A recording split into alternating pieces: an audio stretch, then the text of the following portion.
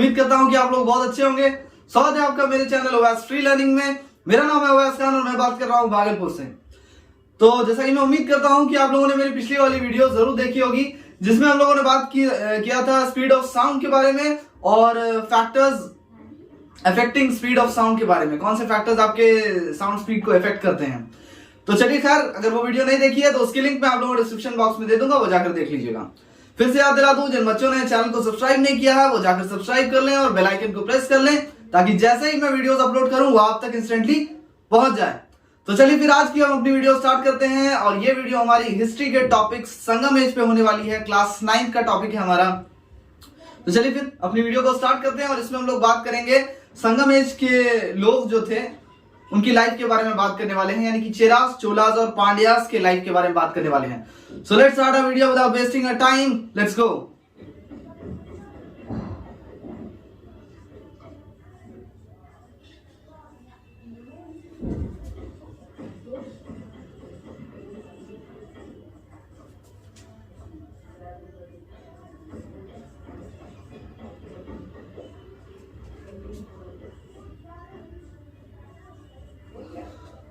अब देखिए बच्चों, सबसे पहले हम लोग संगम एज के लाइफ के बारे में बात करेंगे और इसमें हम लोग सबसे पहले सोसाइटी के बारे में बात करने वाले हैं। ठीक है। अब मैं आपको बता दूं कि संगम एज में हालांकि जो तमिल लोग थे उनका कॉमन लैंग्वेज था, यानी कि सब एक ही भाषा बोलते थे और उनका कल्चर भी एक था। फिर भी वो अलग अलग डिफरेंट कैटेगरीज में डिवाइड थे, डिफरेंट क्लैंस में डिवाइड थे हम लोग बोल सकते हैं। और उन क्लैंस को हम लोग कहते थे कुडीज। ठीक है, कुदीज कहते थे, कुदीज। इन क्लैंस को, यहां से सवाल आ सकता है। अब देखिए, ये जो अलग अलग क्लैंस में डिवाइडेड थे कुदीज में, ये आपके उनके प्रोफेशन के हिसाब से बेस्ड था। मतलब क्लासिफिकेशन जो था वो प्रोफेशन के बेसिस पे हुआ था।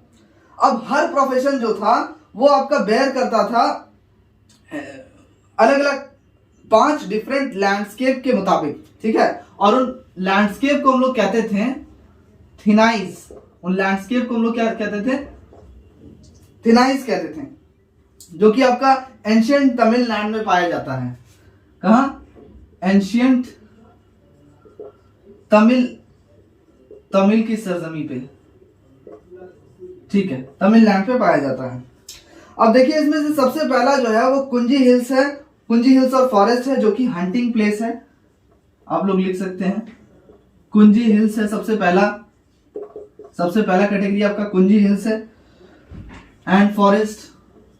कुंजी हिल्स एंड फॉरेस्ट। दूसरा कैटेगरी है आपका मुलई, पास्चर लैंड है। मुलई ये आपका पास्चर लैंड है, पास्चर लैंड। ये आपका कैटल ब्रीडिंग के लिए इस्तेमाल किया जाता था। पास्चर लैंड आपका किस चीज के लिए इस्तेमाल किया जाएगा? कैटल ब्रीडिंग के लिए और ग्रेजिंग के लिए इस्तेमाल किया जाता था। बकरियां वकरियां चराने के लिए, जानवरों को चराने के लिए। अगला है आपका मारुथम, जहां पर प्लफिंग किया जाता था। मरुथम, अगला आपका मरुथम है, अगला जो लैंड का हिस्सा है। उसके बाद आपका नीथल है, फिर पलाई है। नीथल है और फिर लास्ट वाला है आपका पलई। ठीक है। नीथल आपका सीशोर यानी फिशिंग प्रैक्टिस के लिए इस्तेमाल किया जाता था। ये आपका फिशिंग के लिए इस्तेमाल किया जाता था। और सबसे आखिरी वाला जो है वो आपका वॉरफेयर के लिए, यानी कि अगर जंग होती थी तो उसके लिए इस्तेमाल कौन सा लैंड का हिस्सा किया जाता था? वो आपका पलई कहते थे उस लैंड के हिस्से को, जहां पर आपका वॉरफेयर से रिलेटेड यानी या फिर जहां पे जंग किया जाता था। मरुथम आपका एग्रीकल्चर प्रैक्टिस के लिए इस्तेमाल किया जाता था। तो इस हिसाब से आपका क्लासिफिकेशन था, यानी कि आपका जो प्रोफेशन था वो आपको अलग अलग नेचुरल लैंडस्केप के बेसिस पे था, जो कि आपका एंशिएंट तमिलनाडु पे पाया जाता था। तो ये आपका 5 डिफरेंट कैटेगरीज है, ये क्लासिफिकेशन है आपका। You can note it down और टेक अ स्क्रीनशॉट। तो चलिए फिर हम अपने अगले टॉपिक के बारे में आगे बढ़ते हैं। अब ये जो टेक्स्ट था तोलकप्पियम, सबसे पहले हम लोग इसे मिटा लेते हैं।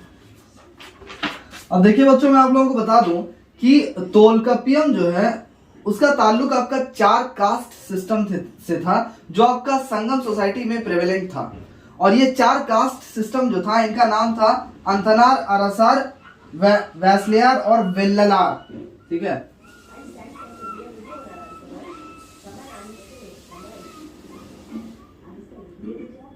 सबसे पहला कास्ट आपका आंथना था, उसके बाद आरासर था, तीसरा वाला आपका वैस्लियार था, और आखिरी वाला जो कास्ट था आपका वो वेल्लालार था, वेल्लालार। ठीक है, तो ये 4 कास्ट था आपका 4। ठीक है, तो तोलकम्पियम का ताल्लुक आपका 4 कास्ट से था जो आपका संगम सोसाइटी में प्रेवलेंट था। अब ठीक जैसे ब्राह्मणिकल सोसाइटी जो था आपका वैदिक एज का, उसी तरह से सोशल इनइक्वालिटीज जो है आपका इस पीरियड में भी एग्जिस्ट करता था, यानी कि लोगों के बीच में ऊंच नीच का भाव, ये सोशल इनइक्वालिटी अभी भी प्रिवेल करता था आपका संगम एज में। इस 4 का नाम आपका पूछ सकता है, 4 कास्ट का जो प्रिवेल करता था संगम सोसाइटी में। अब देखिए जो रूलिंग क्लास था वो था आरासार। ठीक है, अंथनर जो था वो भी आपका सिग्निफिकेंट रोल प्ले करता था। ठीक है, अंथनर जो है, अंथनर आपका सिग्निफिकेंट इंपॉर्टेंट रोल इसका भी था, ये भी इंपॉर्टेंट रोल प्ले करता था। लेकिन जो रूलिंग क्लास जिसको बोल सकते हैं, जो लोग जो हुकूमत थी जिनके हाथ में, वो आरासार था, यानी ये लोग रूलिंग क्लास थे बच्चों। ठीक है, ये रूलिंग क्लास थे। अब वेल्लालर जो था वो एग्रीकल्चरलिस्ट था, यानी कि जो किसान खेती वेती करने वाले लोग जो है वो वेल्लालर थे। ठीक है, ये लोग आपका एग्रीकल्चरलिस्ट थे, एग्रीकल्चरलिस्ट थे, इनका ताल्लुक आपका एग्रीकल्चर से था। और वैस्लियार जो थे वो सबसे छोटा जात था, सबसे छोटा कास्ट था, नहीं सॉरी, वैस्लियार जो थे वो ट्रेड एंड कॉमर्स, इनका ताल्लुक आपका ट्रेड और कॉमर्स से था। ठीक है, यानी ये लोग व्यापारी लोग थे। ठीक है, वैस्लियार जो थे आपके व्यापारी लोग थे, ये लोग रूलिंग क्लास थे, इनका भी इंपॉर्टेंट रोल था। वो एग्रीकल्चरलिस्ट थे वेल्लालर, और वैस्लियार आपके व्यापारी लोग थे। अब देखिए कहा जा सकता है कि ये जो क्लासिफिकेशन था आपका, ये अलग अलग 4 कास्ट जो आप देख रहे हैं यहाँ पर, ये रिजेंबल बताता है हम लोग को कि हम लोग को ब्राह्मणिकल सोसाइटी में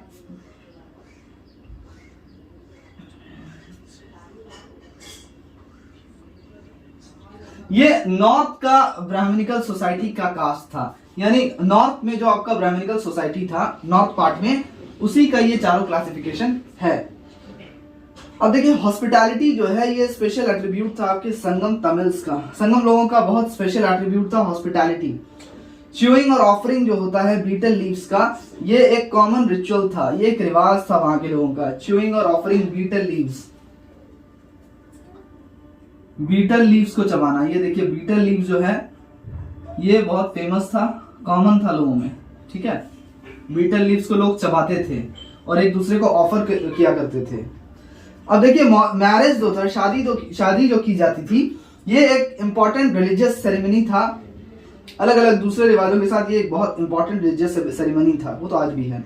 अब देखिए जॉइंट फैमिली सिस्टम जो है ये कॉमन हुआ करता था उस वक्त, आज के जैसा नहीं था स्मॉल फैमिली। तो अब देखिए औरतें जो थी उनका रिस्पेक्टेबल पोजीशन हुआ करता था संगम सोसाइटी में, और उनमें से बहुत कुछ औरतें ऐसी थी जो वेल एजुकेटेड थी। ये चीज याद रखिएगा, बहुत कम औरतें जो है वो वेल एजुकेटेड थी, लेकिन इज्जत बहुत थी औरतों की। ऐसा मत समझिएगा कि वो वेल एजुकेटेड नहीं थी तो उनकी इज्जत नहीं थी।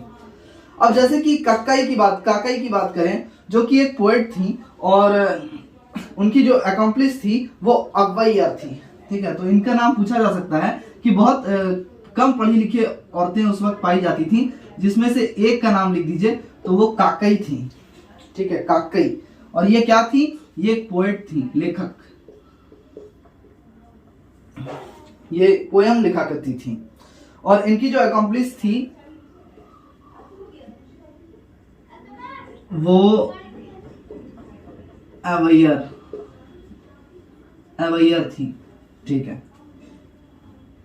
यहाँ पे डबल बी होगा, सॉरी, उसके बाद यहाँ ए होगा। इनका नाम काफी कॉम्प्लेक्स है।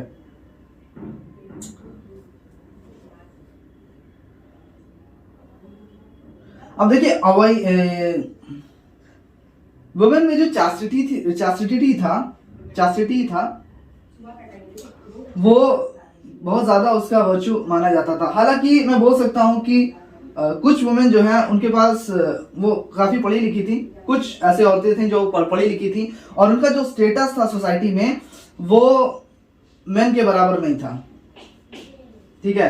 हालांकि जो औरतें आपका पढ़ी लिखी भी उस वक्त हुआ करती थी, तब भी उनका स्टेटस जो है वो मेन के बराबर नहीं था।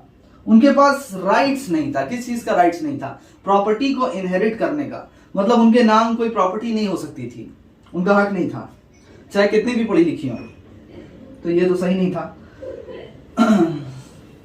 अब देखिए रिलीजन के बारे में हम लोग फटाफट से बात करते हैं। ये तो अभी तक हम लोग बात कर रहे थे सोसाइटी के बारे में। ये 4 अलग अलग कास्ट था जो कि नॉर्थ में प्रेवेलेंट था संगम सोसाइटी के। कौन कौन सा कास्ट था आपका?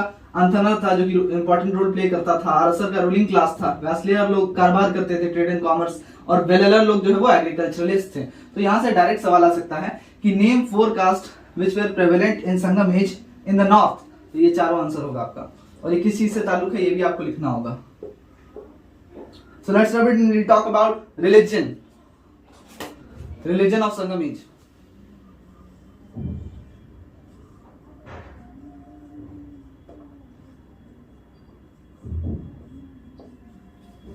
चलिए रिलीजन के बारे में बात कर लेते हैं। अब देखिए मैं आपको बता दूं कि मैं आप लोगों को इस बुक से पढ़ा रहा हूं। अगर ये किताब आप लोग की सेम टू सेम चल रही है आप लोग के स्कूल में तब तो अच्छी बात है। अगर नहीं भी चल रही है तो भी कोई बात नहीं है, टॉपिक आपका सेम ही रहेगा। अगर सेम किताब है तो आप लोग को आंसर निकालने में आसानी होगी क्योंकि सेम ही बुक है।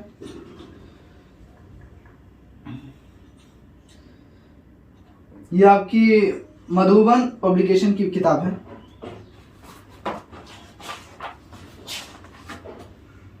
शीला भट्टाचार्य और मोनिका बोस की किताब है ये, मधुबन पब्लिकेशन की। Now we talk about religion.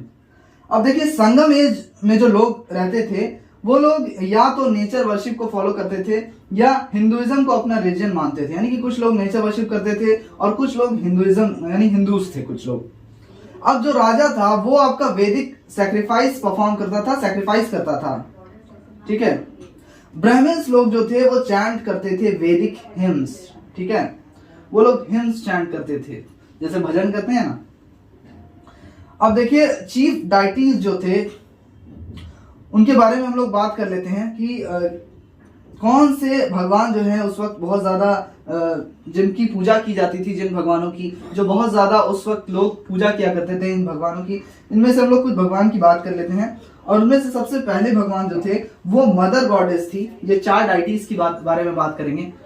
4 important deities. ये सवाल आप लोग को बन सकता है कि 4 इंपॉर्टेंट डाइटीज के बारे में उनका नाम लिखिए जिनकी पूजा जो है संगम एज में की जाती थी। या ये 4 भगवान आपके बहुत ज्यादा फेमस थे। सबसे पहले वाले थे मदर गॉडेस यानी कि कोत्राबाई। इसे कहते थे कोत्राबाई, कोत्राबाई। और ये आपकी मदर गॉडेस थी, मदर गॉडेस थी फीमेल, ठीक है। अब देखिए इनका ताल्लुक गॉडेस काली से है। ये काली माँ है, ठीक है, ये काली माँ है। दूसरे वाले जो हमारे भगवान थे ये लॉर्ड कार्तिकेय थे जिनको मुरुगन कहते हैं। मुरुगन लोग उसे उस समय बुलाते थे, मुरुगन, लॉर्ड कार्तिकेय, लॉर्ड कार्तिकेय। अगले हैं हमारे पेरुमल जो विष्णु भगवान थे। पेरुमल, पेरुमल ये हमारे लॉर्ड विष्णु थे, भगवान विष्णु, ठीक है। इसके बाद जो हमारे थे वो वेंधन थे जो इंद्र भगवान थे, वेंधन, ठीक है, जो आपके इंद्र भगवान थे, लॉर्ड इंद्र आप लोग लिख सकते हैं, मैंने शॉर्ट में लिख दिया है। अगले आपके वरुणन थे जो कि लॉर्ड ऑफ द रेन्स थे, वरुण, वरुणन ये आपके लॉर्ड ऑफ द रेन्स थे, ठीक है, वर्षा के भगवान। अब देखिए इन ये 5 भगवान का तो नाम आप लोग को याद करना ही है। It's very important from your exam point of view because they can ask you such type of questions and it's very important, it can be asked for 2 marks, ठीक है। आसानी है कि आपसे पूछ देगा कि 4 इंपॉर्टेंट डाइटीज का नाम लिख दीजिए या 4 भगवान का नाम लिख दिए। जो उस वक्त यानी कि संगम एज में फेमस थे। सबसे पहला आपका कुत्राबाई जो कि मदर गॉडेस थी, काली माँ। दूसरा है आपके कार्तिकेय भगवान, उसके बाद विष्णु भगवान है, फिर इंद्र भगवान है, और आखिरी में आपके वरुणन जो कि लॉर्ड ऑफ द रेन्स हैं। अब देखिए इनमें से आप देख सकते हैं लॉर्ड मुरुगन जो है, जो कि लॉर्ड कार्तिकेय है, ये सबसे ज्यादा पॉपुलर भगवान थे इनमें से। ठीक है, एंशिएंट तमिल में सबसे ज्यादा अगर कोई पॉपुलर था तो वो मुरुगन था।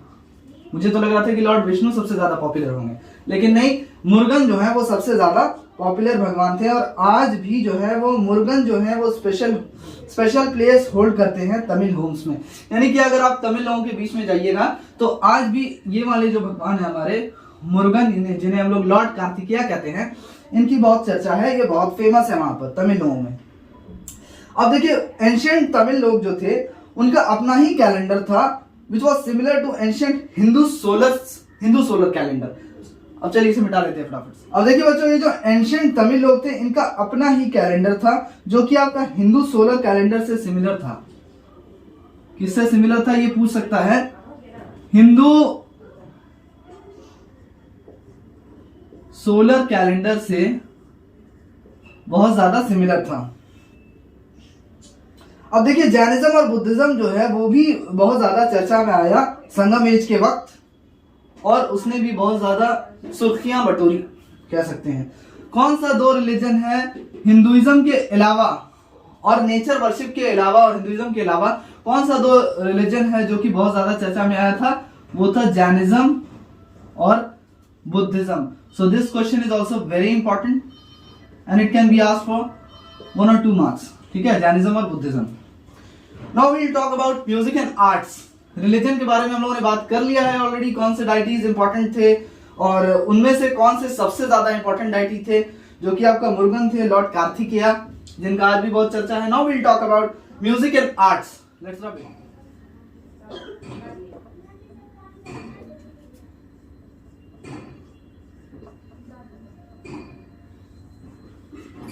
अब देखिए बच्चों, म्यूजिक और आर्ट्स जो है इसका भी बहुत इंपॉर्टेंट रोल था एंशिएंट तमिल लोगों की जिंदगी में।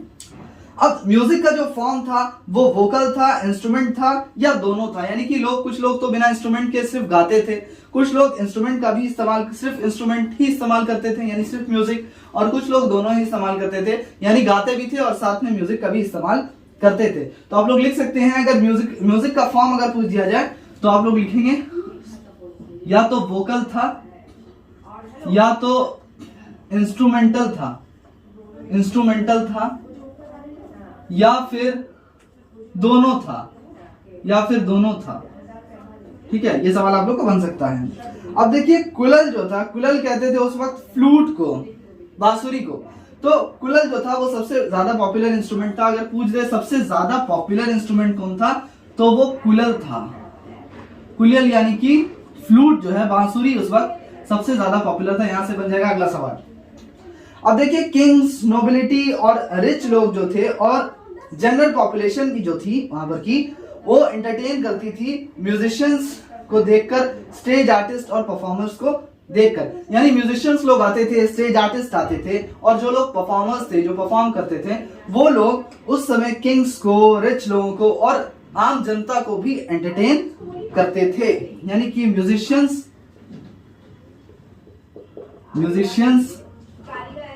स्टेज आर्टिस्ट और परफॉर्मर्स लोग जो थे, ये लोग एंटरटेन करते थे किंग्स को, नोबल्स को, रिच मर्चेंट्स को और जनरल पॉपुलेशन को। अब फटाफट से हम लोग बात कर लेते हैं गवर्नेंस के बारे में, हुकूमत के बारे में बात करते हैं।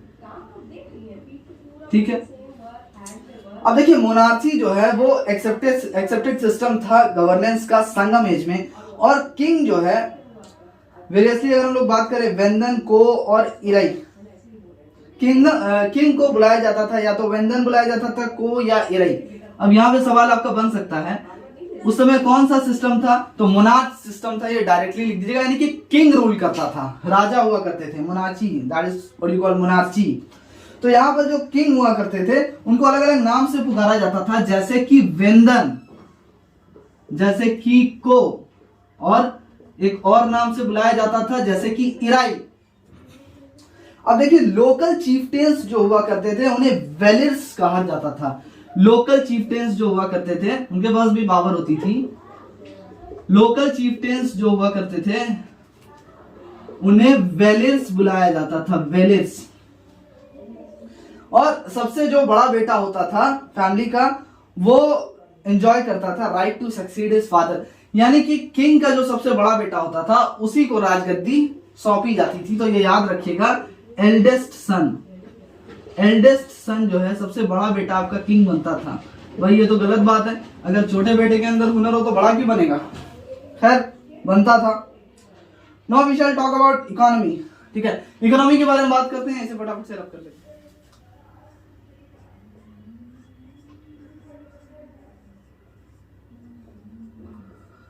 तो चलिए फटाफट से बात कर लेते हैं इकोनॉमी के बारे में।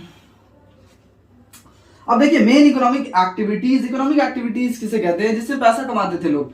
तो इकोनॉमिक एक्टिविटीज जो था लोगों का संगम एज में वो क्या क्या था, इस पे भी आपको सवाल बन सकता है। तो इसमें एग्रीकल्चर था, बुनाई, वीविंग जिसे कहते हैं, पर्ल फिशरी था यानी कि सीप या फिर समुद्र से जो निकाला जाता है, पर्ल फिशरी था, मैन्युफैक्चरिंग था जिसमें कि शिप बिल्डिंग्स का भी मैन्युफैक्चरिंग था, जहाज भी बनाई जाती थी, कंस्ट्रक्शन था। तो ये सारा आपका बोल सकते हैं है इकोनॉमिक एक्टिविटीज संगम एज में परफॉर्म किया जाता था। तो यहां से आपको सवाल बन सकता है कि कौन कौन सा इकोनॉमिक एक्टिविटीज परफॉर्म किया जाता था, जिसमें आपका एग्रीकल्चर था, कंस्ट्रक्शन था, ठीक है, वीविंग था, बुनाई, पर्ल फिशरी था,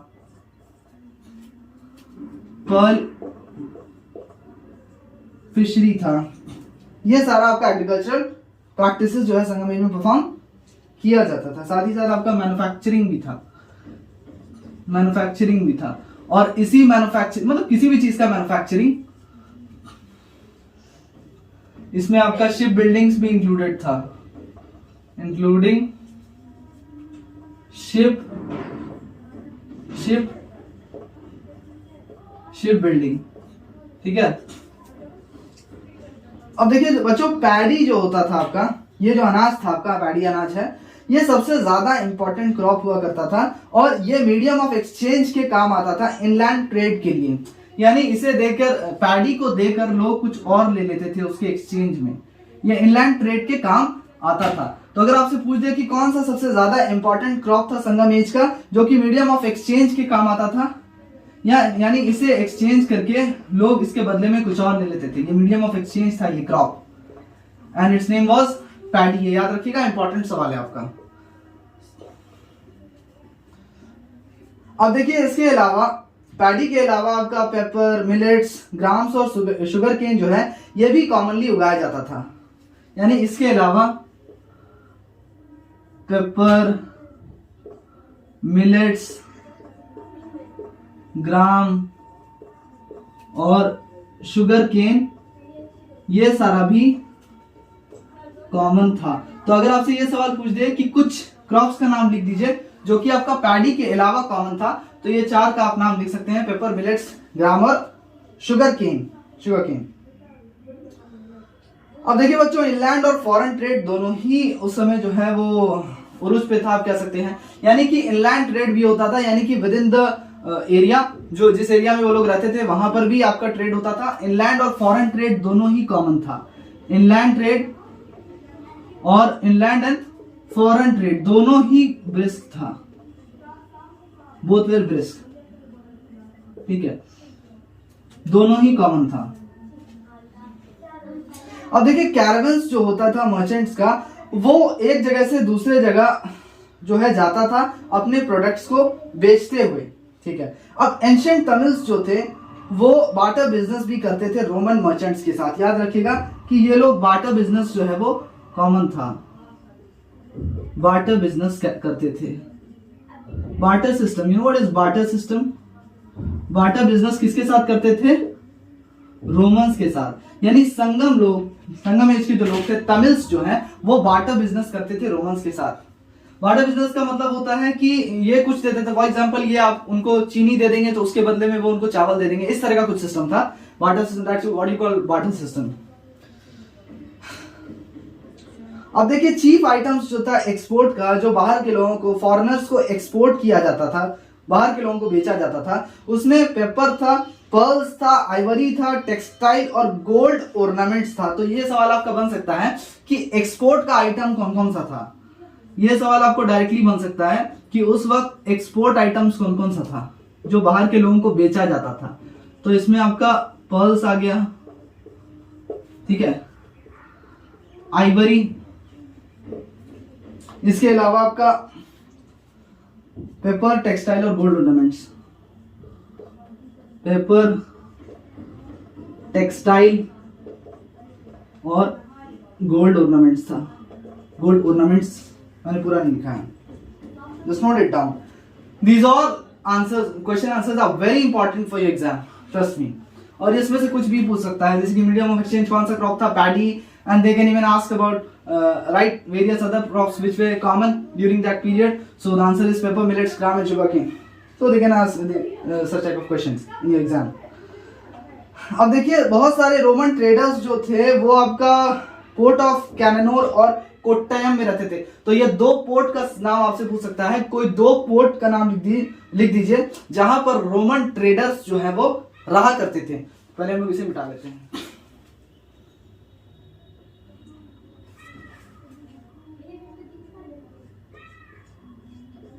पोर्ट्स का नाम लिख दीजिए, कोट्टायम,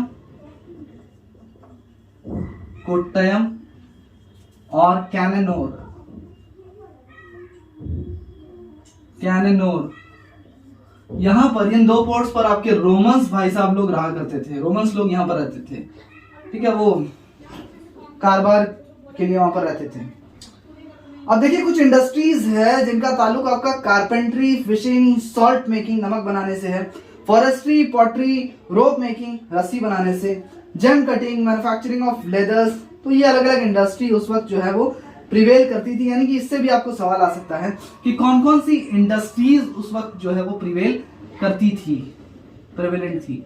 इंडस्ट्रीज, अगर इंडस्ट्रीज की हम लोग बात करें, काफी इंडस्ट्रीज है, you can note it down.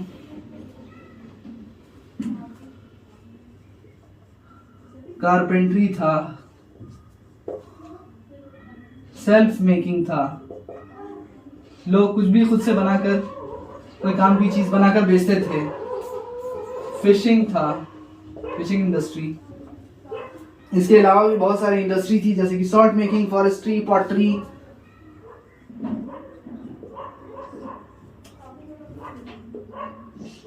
Salt making था, फॉरेस्ट्री था, पॉटरी था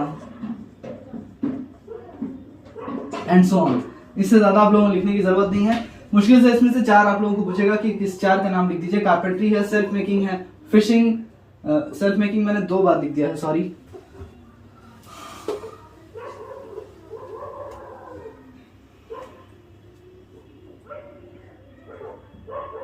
jewellery making,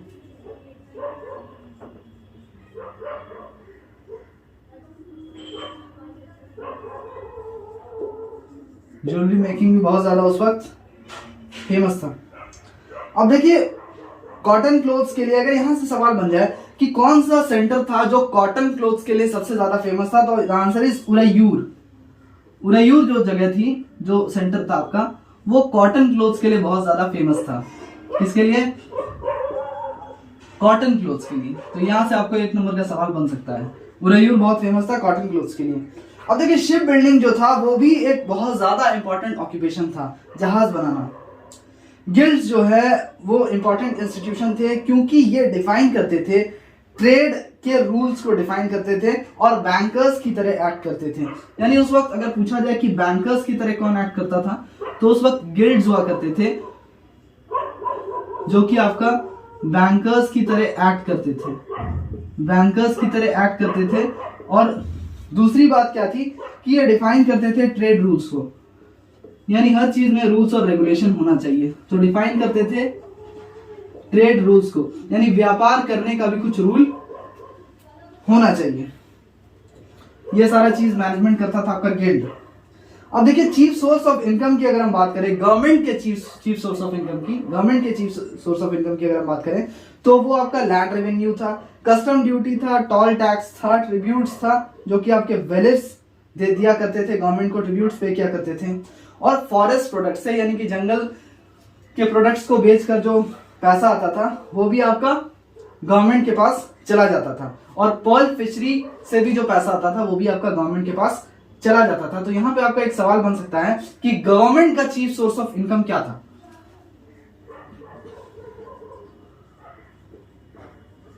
government income, government का चीफ सोर्स ऑफ इनकम क्या था? तो आप लोग directly you can note it down, land revenue, custom duty, toll tributes. Land revenue, you can write these answers, custom duties, toll ये tax है, tributes जो वेलियर्स पे किया करते थे, मैंने बताया ना वेलियर्स कौन लोग थे, ट्रिब्यूट्स,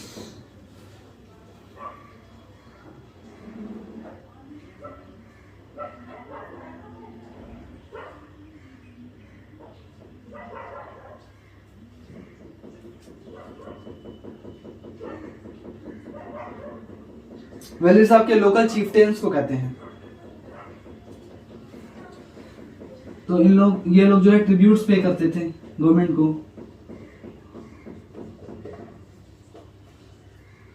इसके अलावा आपका source of income forest product का सेल्स था, सेल्स फ्रॉम फॉरेस्ट प्रोडक्ट्स, और फिर पर्ल फिशरी से भी, पर्ल फिशरी का भी जो सेल होता था,